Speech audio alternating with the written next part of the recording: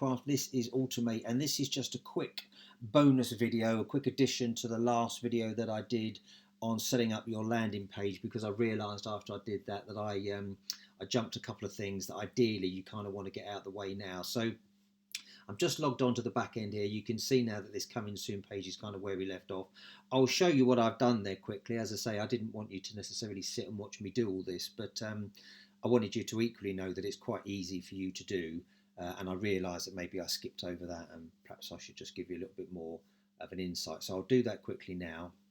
And then I'm just going to show you how to quickly just change the name of the site and set up a couple of things that fundamentals and get them out of the way. So I've actually changed that initial landing page. You can do that by coming up to this button here, changing that template, going into the pre-built landing pages, and then again just looking at ones you wanted. I found the coming soon ones that I wanted in the legacy pages, and then I found that they were in here. So I ended up clicking that, finding that theme, and then changing that. Now, in order to do that, what happens is when you click these elements, you'll see over here you've got some various taskbars. That, what I'm looking for, is the background image, and then I just change the image from here just by dragging that image in. Pretty straightforward stuff. And equally, these elements here, just apply that change. These elements here, if you do want to change them, it's very WYSIWYG type stuff, so you can quickly go in here and just have a look. And change that text and put in what you want. This countdown timer that was already in there, again, you'll see the options for that countdown timer up here. So if I wanted to change the date, I can do that, and that instantly just changes the time on there. And when I'm done with that, I just save that work. So that was quickly just the actual configuration of that page, because yeah, I didn't want you to think that all of a sudden you need to start understanding coding skills and all the rest of it as you come into this platform, this WYSIWYG. You're just looking out for this menu on the left hand side there, and it really is quite self-explanatory. Once you've done that, the other thing that I just wanted to show you quickly is, because you'll see up here in the taskbar that this is currently just defaulted to my name, because I was the person who set the site up, and we don't want that.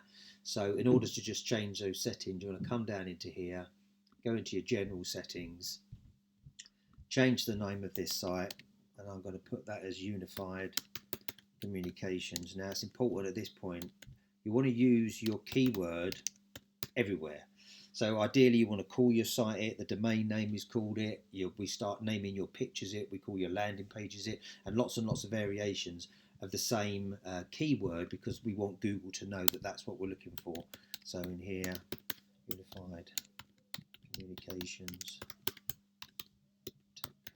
Technology for SMEs. We will change this information in here. Ultimately, when we finish the site, we'll put your domain in, and then that will just change the WordPress environment. We don't need to do that now. The administration address, equally, I'm going to change to 186 cloud at Unified Communications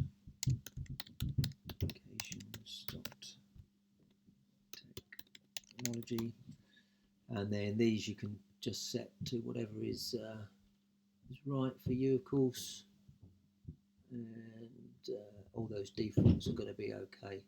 So just save those changes, and that's just going to, as I say, when you do go to the actual domain name, you're going to see the coming soon page, and in the coming soon page, that will change when we update that. That's cached at the moment, so it might just take a couple of minutes to update, but ultimately that wording will change up there when the changes get picked up, because we've done those, and that's inevitable. So yeah, that's just a little add-on video to that last segment. Sorry about skipping over that. I realised after I'd done it that was a bit hasty. Hopefully that gives you a bit more details, and I'll see you in the next module.